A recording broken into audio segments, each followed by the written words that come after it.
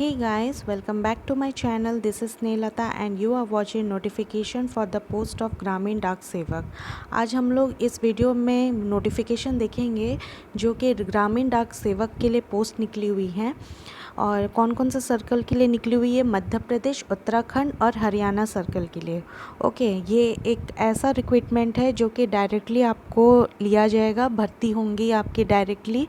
और क्या है कि इसमें कोई एग्ज़ाम नहीं है, तो ये आपके लिए बहुत ही सुनहरा मौका है। आप इस पर डायरेक्टली आपको एक जॉब मिल सकती है। और इसकी जो वैकेंसी है वो है 4166 पोस्ट। क्या क्या पोस्ट है इसमें? Branch post master BPM, assistant branch post master ABPM, ग्रामीण डाक सेवक जीडीएस। ठीक है, ये 3 पोस्ट दी हुई हैं। तो नेक्स्ट है, हम लोग देखेंगे कि जो स्टार्टिंग डेट है रजिस्ट्रेशन और पेमेंट फ़ी का वो है 8/6/2020 में, और लास्ट जो डेट है वो है 7/7/2020 में। मीन्स आपका जो स्टार्टिंग है वो है 8 जून 2020 में, और दूसरा जो आपका ख़त्म होगा यानी कि आपके जो लास्ट डेट है रजिस्ट्रेशन, पेमेंट और अप्लाई करने का जो लास्ट डे है वो है आपका 7 जुलाई। ठीक है, तो आप लोग प्लीज़ मिस मत कीजिए इस गोल्डन अपॉर्चुनिटी को और जल्दी से आप लोग इसे अप्लाई कर दीजिए।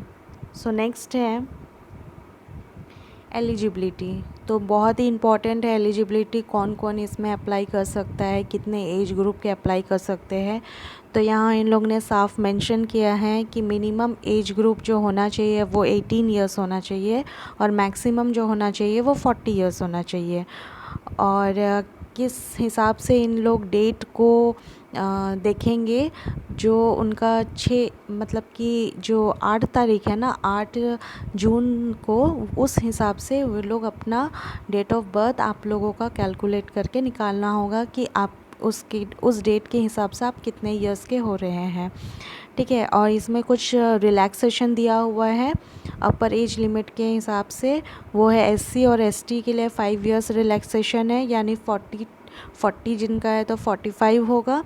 अदर बैकवर्ड क्लासेस जो है ओबीसी, उनका 3 इयर्स बढ़ा दिया गया है। इकोनॉमिकली वीकर सेक्शंस का कोई रिलैक्सेशन नहीं है। पर्सन विद डिसेबिलिटीज़ का 10 इयर्स रिलैक्सेशन है। Person with disabilities plus OBC अगर रहेगा तो 13 इयर्स है, और पर्सन विद डिसेबिलिटीज़ उनका है 15 इयर्स। नेक्स्ट है हम लोग का एजुकेशन क्वालिफ़िकेशन। तो एजुकेशन क्वालिफ़िकेशन में बोला गया है सेकेंडरी स्कूल एग्जामिनेशन पास सर्टिफिकेट होना चाहिए 10th क्लास का, और उसमें पासिंग मार्क्स होना चाहिए मैथमेटिक्स में, लोकल लैंग्वेज में और इंग्लिश में। लोकल लैंग्वेज है आपका ये जो मध्य प्रदेश, उत्तराखंड और जो हरियाणा है, इसके जो लोकल लैंग्वेज है आप लोगों को पता होना चाहिए। उस जगह के लोकल लैंग्वेज है हिंदी, तो आपका जो लोकल लैंग्वेज हिंदी मीन्स आपके 10th क्लास में ये एक सब्जेक्ट होना चाहिए, मैथमेटिक्स होना चाहिए एंड इंग्लिश होना चाहिए। इन तीनों सब्जेक्ट में आपका पासिंग मार्क्स होना बहुत ही ज़्यादा ज़रूरी है। ऑलरेडी यहाँ कंपलसरी करके दिया हुआ है, या तो एक कंपलसरी सब्जेक्ट होना चाहिए या तो इलेक्टिव सब्जेक्ट होने से भी चलेगा। ठीक है, फिर नेक्स्ट है कि जो मेरिट के हिसाब से ये मतलब कि जो रिक्रूट हो रहा है, तो बोला गया है कि the candidate pass 10th class examination in first attempt will be treated as meritorious against those passed compartmentally. जो लोग ने फर्स्ट अटेम्प्ट में ही पास किया है एग्ज़ाम को, उन लोगों को ही पहला प्रेफरेंस दिया जाएगा, और जो लोग कंपार्टमेंटली दिए हैं उन लोगों को बाद में दिया जाएगा। ठीक है, फिर नेक्स्ट पॉइंट जो है कंपलसरी होना चाहिए नॉलेज, वो भी किस में? लोकल लैंग्वेज में। ठीक है, जो लोकल लैंग्वेज है वहाँ का, उस पे आपको कंपलसरी नॉलेज होनी चाहिए।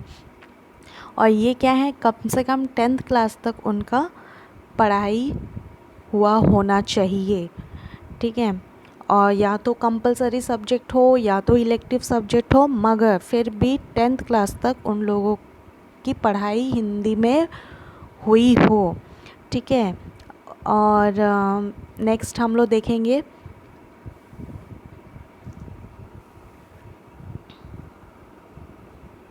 इसमें जो थर्ड पॉइंट है बेसिक कंप्यूटर ट्रेनिंग होनी चाहिए कैंडिडेट्स के अंदर। जो कैंडिडेट्स अप्लाई करेंगे उन्हें कुछ थोड़ा बहुत नॉलेज होना चाहिए कंप्यूटर के अंदर, जो भी चीज़ें होती हैं वो थोड़ी बहुत नॉलेज होनी चाहिए। और उन लोग जो भी अप्लाई करेंगे, ये आप लोग जो भी अप्लाई करेंगे तो आप लोगों को ये देखना होगा कि आपने कहाँ से इससे कंप्यूटर का जो ट्रेनिंग आपने कहाँ से ली है, या तो सेंट्रल गवर्नमेंट या स्टेट गवर्नमेंट या प्राइवेट इंस्टीट्यूशन जहाँ से भी ली हो, एटलीस्ट आपका 60 डेज़ ड्यूरेशन कंप्यूटर ट्रेनिंग हो जानी है और हुई हो, और इसका एक सर्टिफिकेट होना चाहिए आपके पास that can be helpful for you to show in the interview sections. Okay, so यहाँ पर बोला गया है फोर्थ पॉइंट में कि आपको साइकिलिंग आनी चाहिए। ठीक है, तो साइकिलिंग में आपके लिए क्या हो सकता है कि आप अगर मोटरसाइकिल या फिर स्कूटर चलाना जानते हो तो उसे भी एक साइकिलिंग का ही बोला जा सकता है कि वो आनी चाहिए आप लोगों को, क्योंकि जीडीएस जो है ना, पोस्टमैन जो होते हैं वो लोग क्या कहते हैं, साइकिल में जाके देते हैं ना लेटर वेटर, तो वही काम है। ठीक है, और फिफ्थ पॉइंट क्या है कि फ़ी, जो किन लोगों के लिए फ़ी एग्जेम्पशन किया गया है, तो वो है SC ST और जितने भी PWD कैंडिडेट्स के लिए किया गया है, ऑल फीमेल्स कैंडिडेट्स के लिए किया है, ट्रांस वुमेन कैंडिडेट्स के लिए भी फ़ी एग्जेम्प्ट किया गया है। और जो लोग इनके ऑपोजिट जो भी हैं, जितने UR अनरिजर्व्ड कैटेगरी या OBC या EWS इकोनॉमिकली वीकर सेक्शन जो है, उन लोगों को 100 रुपीज़ देना होगा। ठीक है, फिर अब दिया गया है वैकेंसीज़। तो मेन मुद्दा क्या है, वैकेंसीज़ हमें देखनी होगी कि कौन से स्टेट में सबसे ज़्यादा वैकेंसीज़ है। तो देखा जाए तो मध्य प्रदेश में सबसे ज़्यादा है, 2835 है, उत्तराखंड में 724 है, हरियाणा में 608 है। तो आप लोग ये वैकेंसीज़ को देखते हुए आप वहाँ पर अप्लाई कर सकते हैं। नेक्स्ट है सिलेक्शन क्राइटेरिया, कैसे सेलेक्ट किया जाएगा आप लोगों को। ठीक है, तो सिलेक्शन जो होगा वो ऑटोमेटिक जनरेटेड मेरिट लिस्ट बनाया जाएगा। ठीक है, रूल्स के हिसाब से बोला गया है, जिनका ज़्यादा परसेंटेज होगा बेसिकली उन्हीं का ही फर्स्ट रखा जाएगा। तो जो ऑनलाइन सबमिट करेंगे एप्लीकेशन, उन सभी का आप लोग तो मेंशन करेंगे ना वहाँ अप्लाई करेंगे, तो अप्लाई करने के वक्त आप अपने परसेंटेज जो मेंशन करेंगे तो वहाँ पर ही उस आधार पे ही आप लोगों का मेरिट लिस्ट तैयार हो जाएगा और वहीं से ही आपका जॉब मिल सकती है, जिनका सबसे हाईएस्ट मार्क्स होगा या हाईएस्ट परसेंटेज होगा। ठीक है, सेकेंड पॉइंट है वेटेज नहीं दिया जाएगा। जिन लोगों का हायर एजुकेशन है, जैसे कोई 12th किया या फिर ग्रेजुएशन किया या पोस्ट ग्रेजुएशन, अगर वो लोग भी अप्लाई करते हैं तो इसका मतलब ये नहीं कि आपने ज़्यादा पढ़ाई की है तो आपको ज़्यादा अपॉर्चुनिटी या फिर वेटेज मिल जाए, वैसा कुछ नहीं है। आप चाहे जितना भी पढ़ाई कर ले, आपको उस हिसाब से वेटेज नहीं मिलेगी। आपको सिर्फ आपके 10th क्लास का जो भी मार्क्स है उस हिसाब से आपको वेटेज मिलेगा। ठीक है, और ये नेक्स्ट हम लोग का है कि जिन कैंडिडेट्स का जो मार्क्स है या फिर ग्रेड्स में होता है CGPA, जहाँ आप लोग जानते हैं, तो वो लोग बोल रहे हैं कि जिनका भी मार्क्स ग्रेड्स में है, ठीक है, या फिर CGPA पॉइंट में है, तो उसे आपको परसेंटेज में कन्वर्ट करना होगा। मार्क्स जो है मार्क्स में कन्वर्ट करके दिखाना होगा, क्योंकि अगर मान लो आपने कन्वर्ट करके नहीं दिया है, आपने सीधा मतलब ग्रेड्स बिठा दिया है, तो आप लोगों का डिस्क्वालीफाई हो जाएगा फॉर्म। तो इसीलिए आप लोग इसे ध्यान में रखते हुए कीजिएगा।